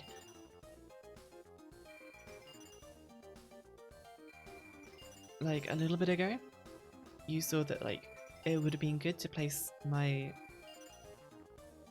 that double yellow green gem on the 5th column, I think it is.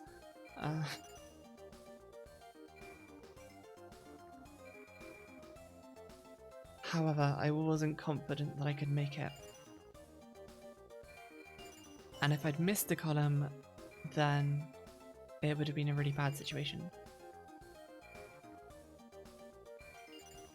So I played it to the left just to be safe.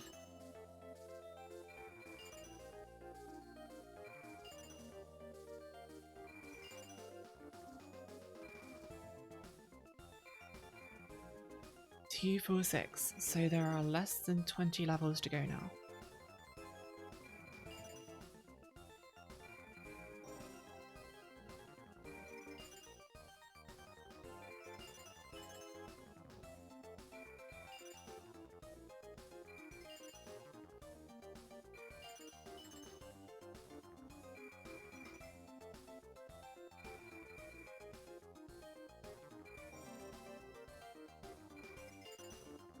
And I've stopped trying to talk about anything other than the gameplay because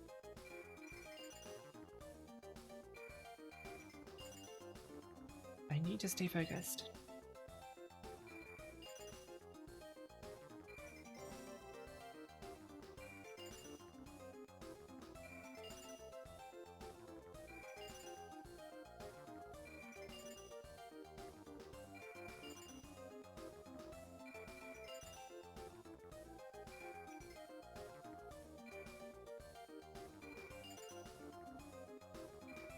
Okay, last magic gem should be coming up soon. This will be our last chance to try and make sure we have a good board in the final stretch.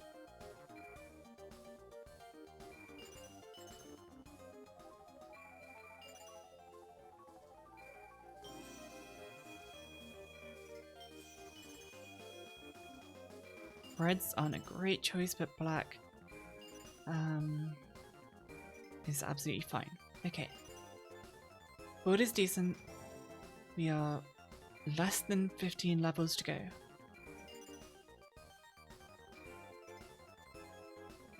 I just need to keep it up.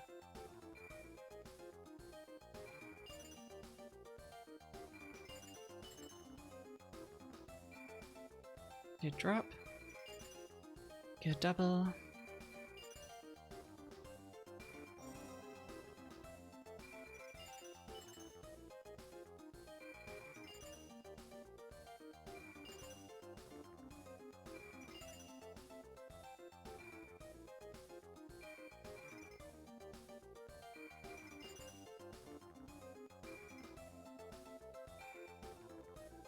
I definitely find it can be easy to... That personally, I find it quite easy to make mistakes under pressure. So I just need to try and not panic at all. That's what cost me the speedrun. It wasn't that I had a particularly bad board or anything, it was just that I was panicking. Because I knew that if I messed it up, I was going to lose the time. And that was my one opportunity to do it.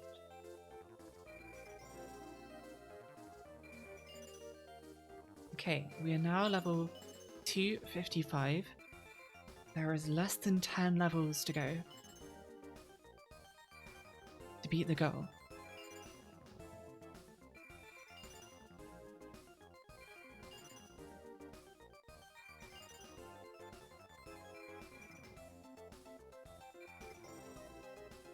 Honestly, it's crazy how much your mental state affects how well you can play.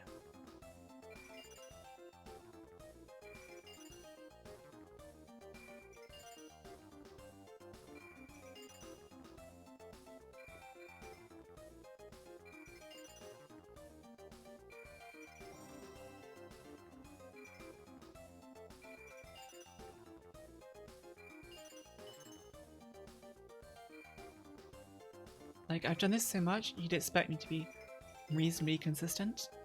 But that definitely isn't the case if I'm in a situation where I'm worried about stuff. And I'm getting a little bit worried.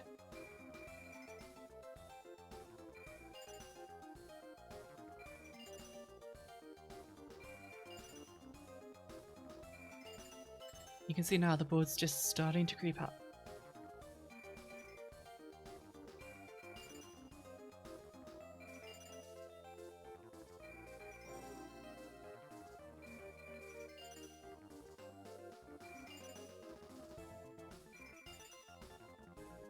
We're at 259. We have 5 levels to reach the target.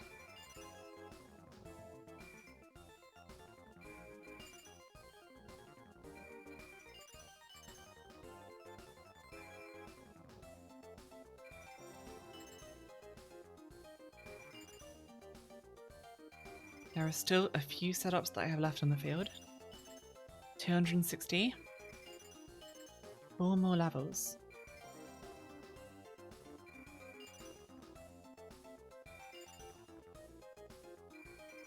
$61.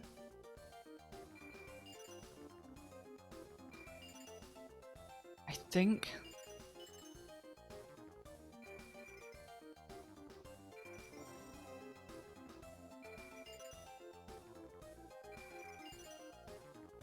$62. I think we're gonna make it. That really just cleared all the board out.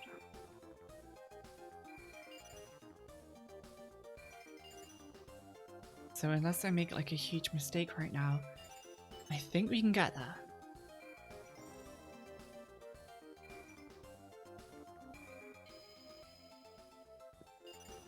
One more level.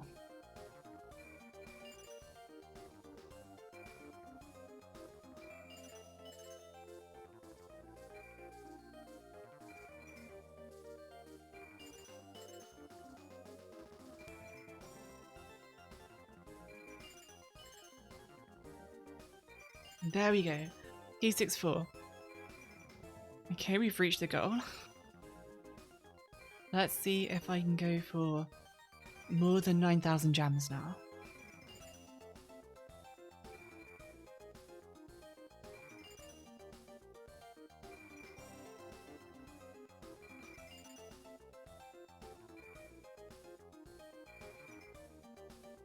Because the board is looking pretty healthy.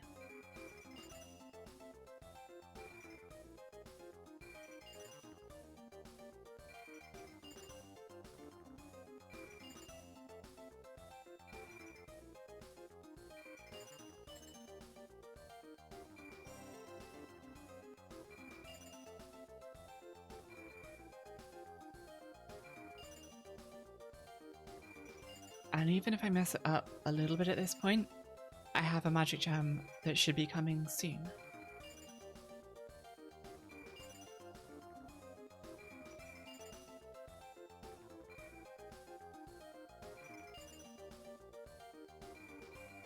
Relatively soon. That last quarter of the bar is still quite a lot of gems bursting.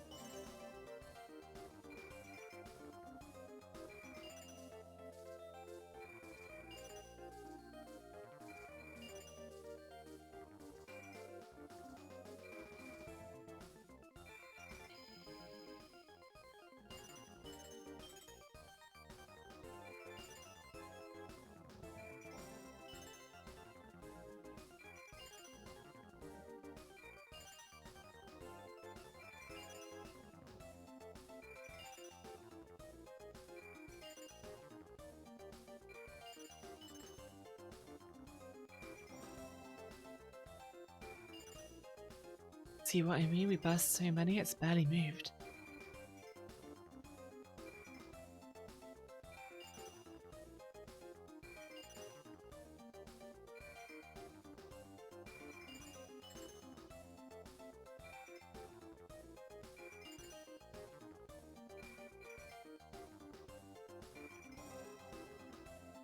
U70.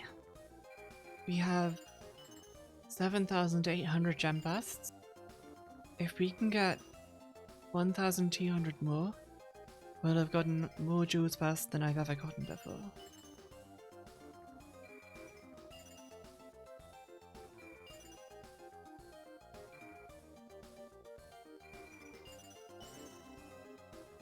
And we have a magic gem coming up, which means we'll at least get quite a few bursts from that.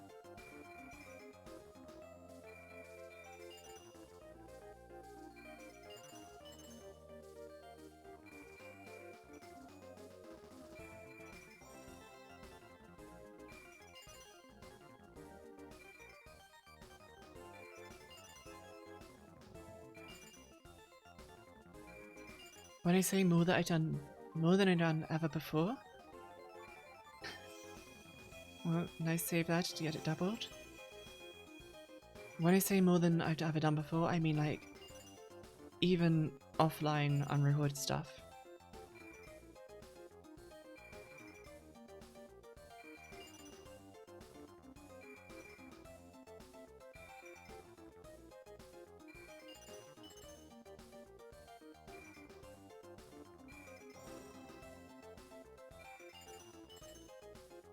Because the majority of gameplay I've done in this game is on original hardware.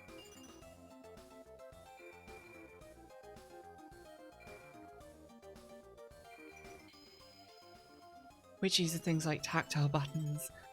It can make it a bit easier to play.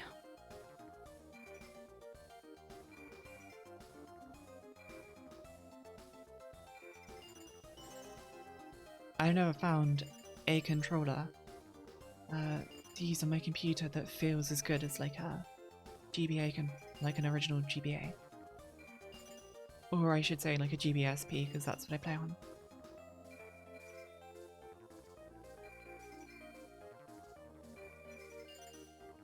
But we're approaching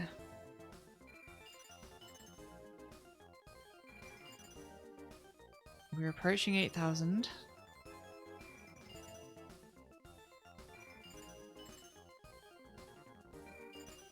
If we get another 1,000 bursts, that's more than I've ever done, even on original hardware.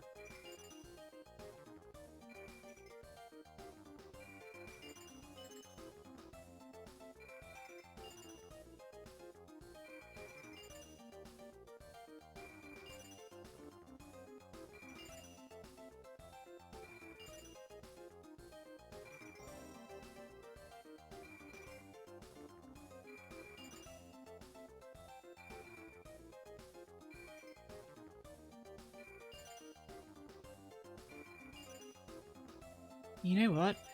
My brain is actually in the zone right now. It's my fingers that I'm struggling with.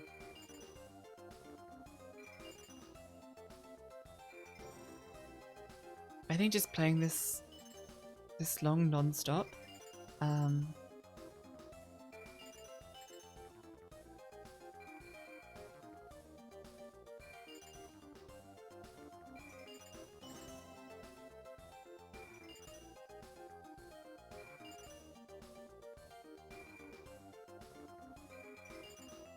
I think playing this long non-stop is just sort of like making them freeze up.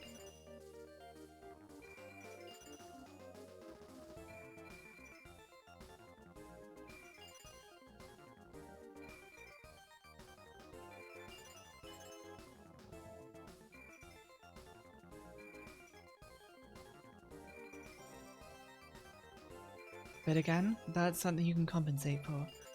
Just make sure that my plays are in positions that are easier to get to, like in the center or on the edges. Or making sure that the center or the edges have high columns on them so that I can slide off, get into the right position.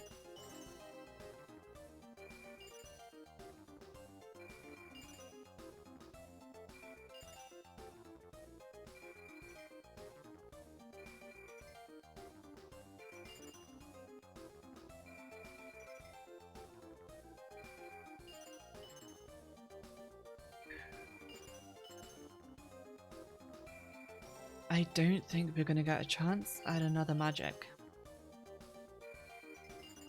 The board is filling up quickly, and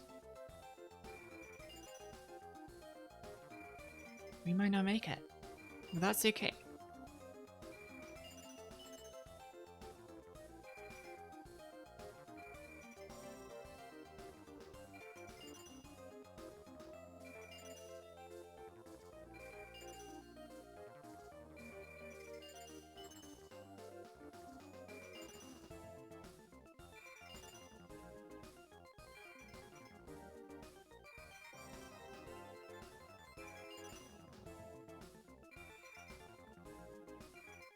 There is like, what, 750 to go?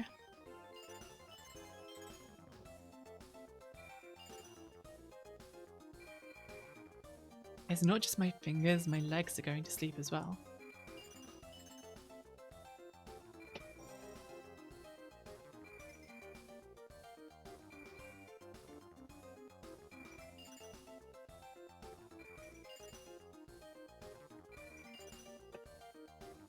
Another good reason not to get a smartwatch.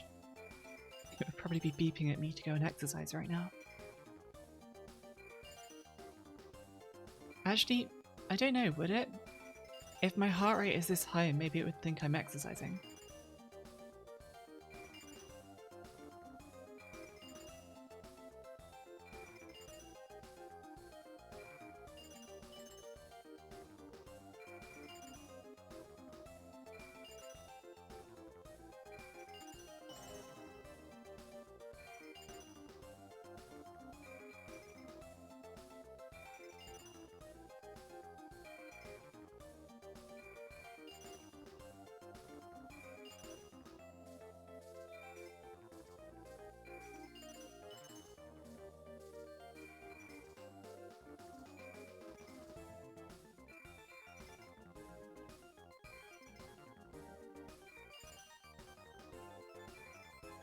That was a little stupid to lose space on the board like that. Think we can get it back. Good. Clean things up.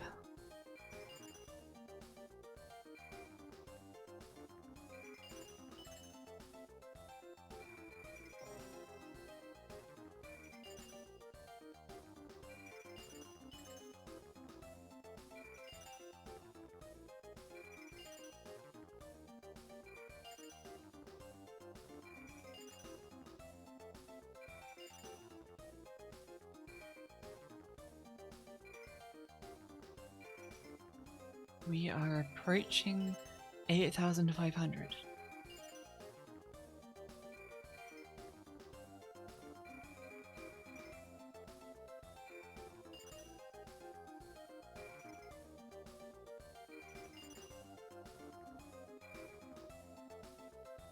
Right.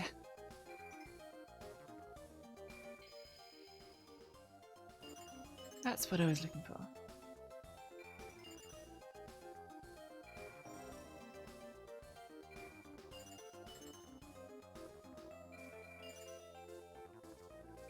We opened up the column. I could have been wrong. I think maybe we get one more magic gem.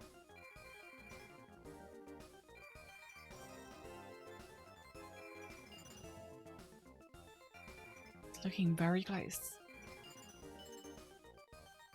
8,500. We need 500 more bursts to get over 9,000.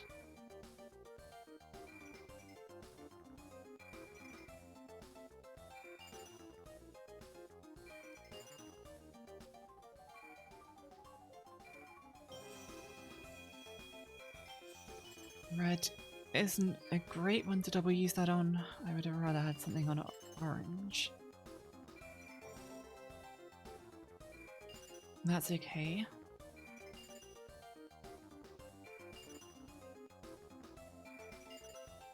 This board isn't the cleanest now.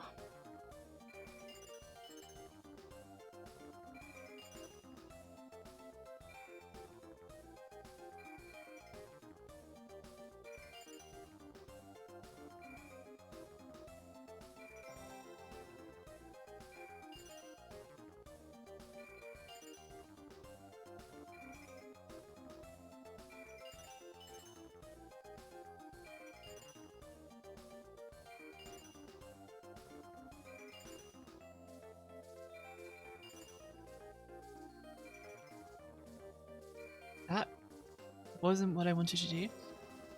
Okay.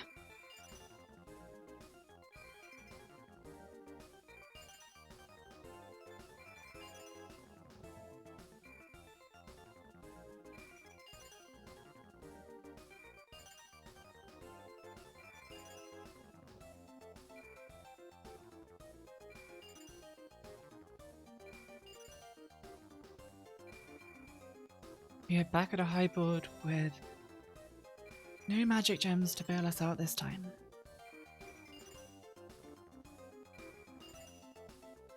And not even like a chance of them on the horizon like we had earlier.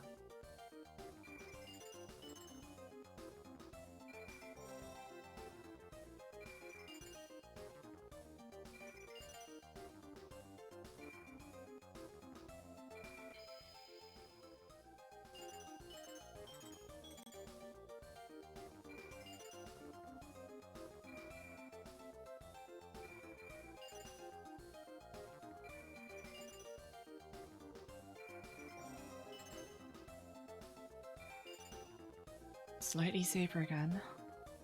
Oh, this board is up and down so much. We're at 300.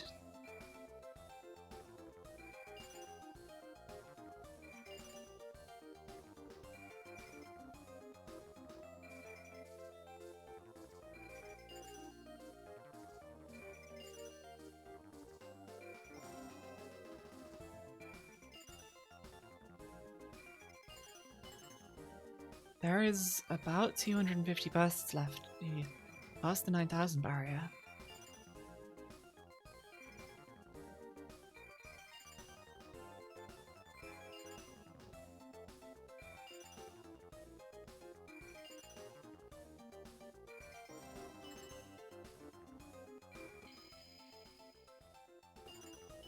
Once we get to like 203, 204, that is definitely further than I've ever gotten before. But this board is up and down so much, it's really hard to keep track of what's going on.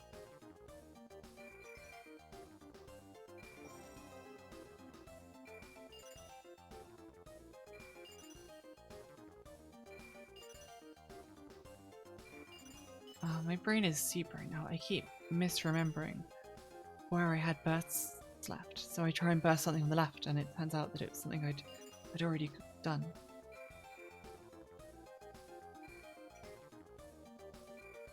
Just 200 left to go. I'm not sure I like this.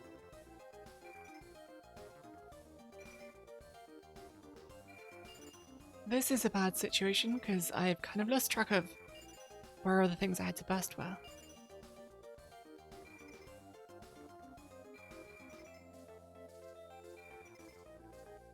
And the magic gem's a little bit away, so I'm not going to get time to recover.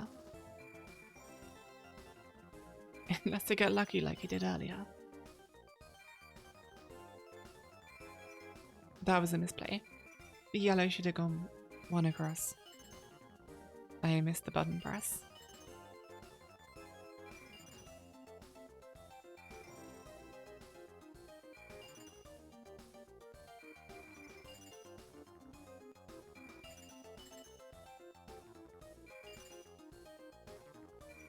I might just make it.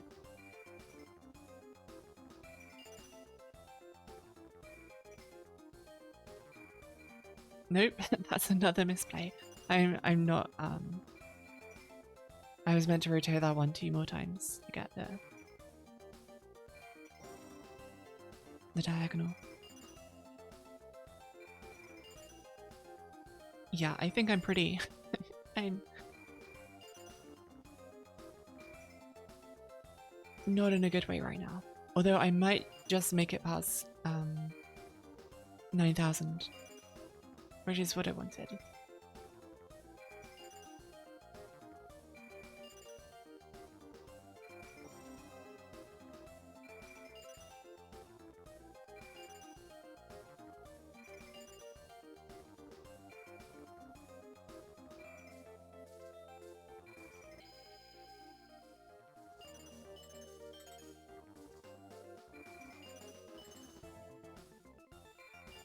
If I can draw this out for a little bit longer.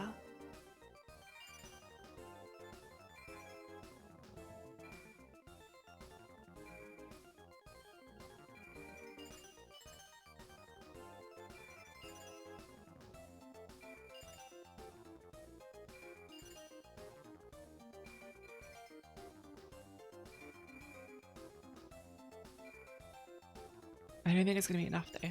That magic looks deceptively close, but at this this point in the game, that's quite a way off.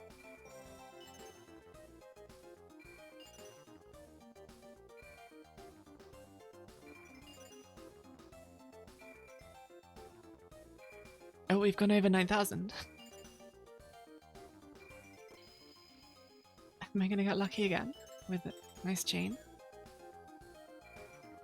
No, no. That's it. We're not getting back from this one.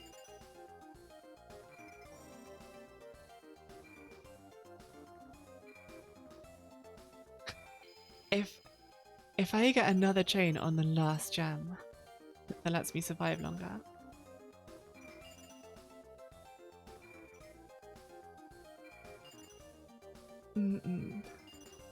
Well, that's it. That's over.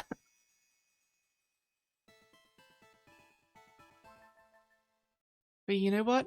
I'm happy with that. That's 311. That's got past the 9,000 goal. I'm lacking an IQ apparently, which is always the case.